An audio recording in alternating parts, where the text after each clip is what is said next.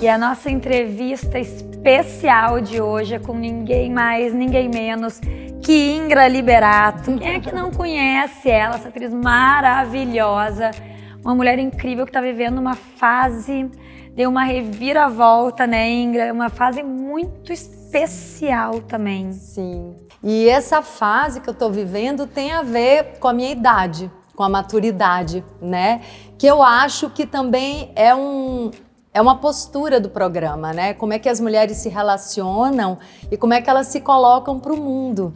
Então, assim, perto dos 50, eu comecei a observar a minha vida e a refletir sobre tudo que eu já tinha conquistado, tudo que eu já tinha vivido e o que poderia ter ainda a se revelar na minha própria vida. Botou né? no balanço. Exatamente. Eu falei assim, mas afinal de contas, por que a gente está aqui na vida, né? Quem sou, de onde vim, para onde vou? Por aí. Assim, qual é o sentido da vida, né? Eu tive a sorte de colher muitas conquistas a minha vida toda, né? Então, assim, já tendo feito coisas profissionais, né? Que me levaram ao topo mesmo. E muitas vezes, estando nesse topo e não me sentindo preenchida.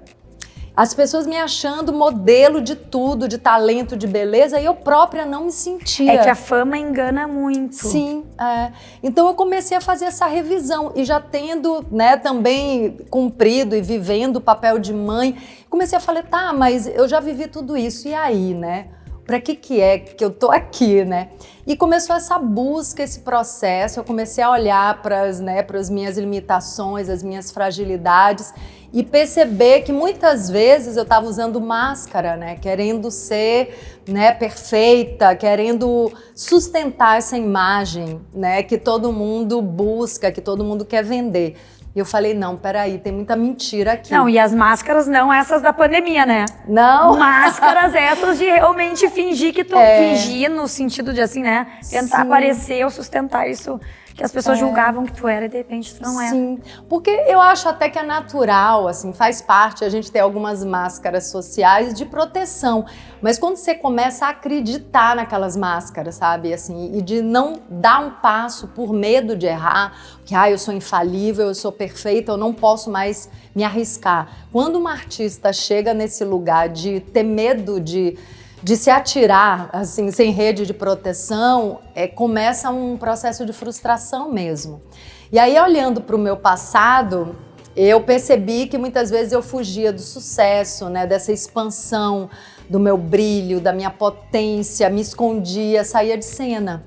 E aí foi quando eu escrevi o meu primeiro livro, O Medo do Sucesso, que foi um livro que mudou a minha vida, porque eu fiz uma autoanálise, né, de todo o processo dessa fuga que eu tinha, da minha própria força, da minha própria potência. Inclusive tem um TED sobre esse livro, muito legal, um TED São Paulo. E aí eu resolvi contar todas as mentiras que eu contava para mim mesma, contar nesse livro e publicar, assim. Falei, bom, agora eu quero revelar, assim, mostrar para todo mundo.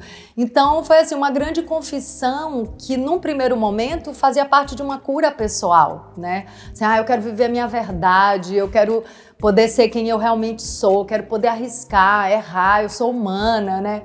Eu chegou nesse lugar assim de querer assumir para mim a minha humanidade.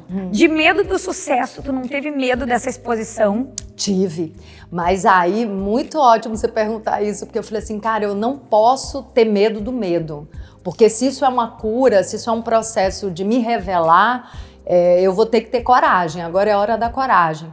E aí comecei, né, a escrever coisas que eu realmente nunca tinha confessado para ninguém. Foi um parto escrever esse livro. Foi um outro filho. Foi um outro filho.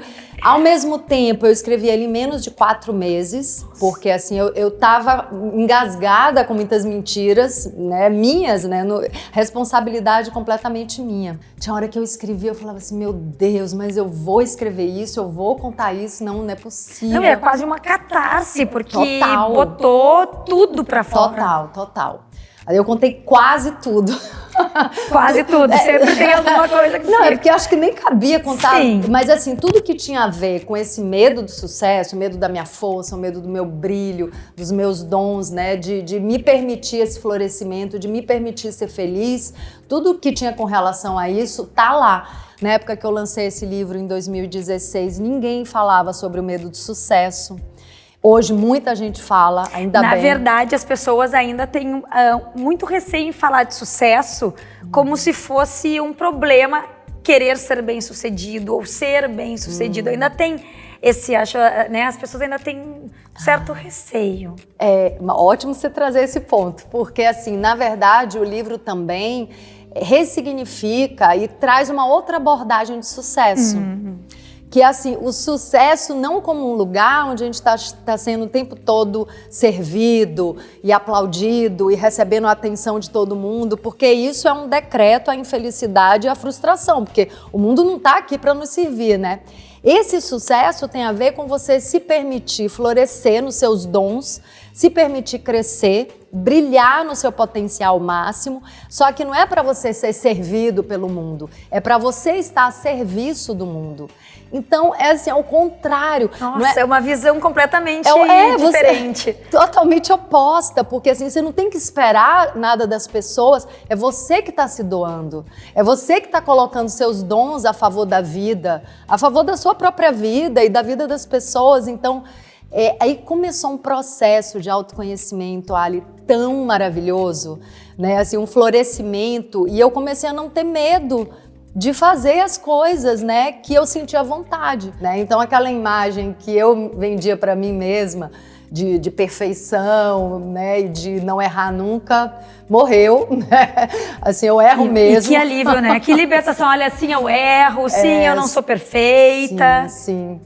Tô envelhecendo e me acho linda nesse envelhecimento. Então, assim, começou um outro lugar também de reconhecer o meu valor e botar minha energia nessa sabedoria, nessa maturidade, né? Porque eu quero envelhecer, eu quero continuar viva. Sim, não tem outra opção, né? Ou se morre jovem ou se envelhece. Ou envelhece. E Ingra, hoje tu és facilitadora de constelações familiares. Como é que foi isso? Então, assim, muitas revoluções começaram a acontecer na minha vida a partir desse primeiro livro, O Medo do Sucesso. Então, a constelação familiar é uma paixão minha há mais de 20 anos. Nossa! A gente aprende sobre as leis do amor, que são 3 leizinhas muito simples, né? Eu falo que a gente devia aprender na escola, né? Se a gente conhecesse, a gente não cometia tanto erro nas nossas relações, né? Tô sempre compartilhando tudo que eu aprendo. E no caso das constelações, eu percebo que às vezes só da pessoa conhecer as leis sistêmicas e como elas regem as nossas relações, a pessoa já vive uma cura, assim. Então, às vezes numa simples conversa, eu falo coisas que a pessoa não sabia, a gente só não Ingra, sabe. e é por isso que tu vai ser a nossa aliada agora. Vou? Tem como tu nos passar as 3 leis do amor, nos ensinar pra quem tá aqui, de repente tu toca alguém de uma forma mágica como essa. Sim, então, são 3 leis muito simples, né? Não tem primeira, segunda nem terceira, mas tem uma que tem uma regência maior, que é o direito a pertencer. Então, ninguém pode ser excluído. E é muito interessante isso, porque às vezes, dentro de um sistema da família, alguém faz alguma coisa que causa vergonha ou que tem a ver com preconceito e a família tenta excluir aquela pessoa. Ou até é um fato que causou muita dor e a família tenta esquecer por causa da dor, por causa do preconceito, mas tenta tirar aquela pessoa do sistema, não fala mais o nome, né? Vive numa negação. E vamos tentar esquecer essa pessoa, seja lá pelo motivo que for. É como se esses mortos ou esses excluídos precisassem ser vistos e incluídos no sistema. E como é que se faz isso numa constelação? É só incluir no coração. Então, assim, é muito lindo, né? Assim, porque são coisas simples, né? Não, e aí vocês vejam, né? Lei do amor, aliadas, nos deixe dar para vocês muito desse conteúdo, dessa energia incrível da Ingra Liberato. Tenho certeza que vocês não esperavam por essa, hein? Por tudo isso, e tem certamente muito mais. Ó, dá confere lá nos livros dela, que deve ter muitas outras coisas boas. Ingra, muito obrigada. Obrigada, amada. Amei a nossa conversa e eu vou fazer uma constelação, hein? Vamos lá. Olha, vamos. Parabéns pelo programa, viu? Sucesso para as aliadas, Pra muito nós, lindo. pra todas nós aliadas nós. por aí. Isso. Beijo.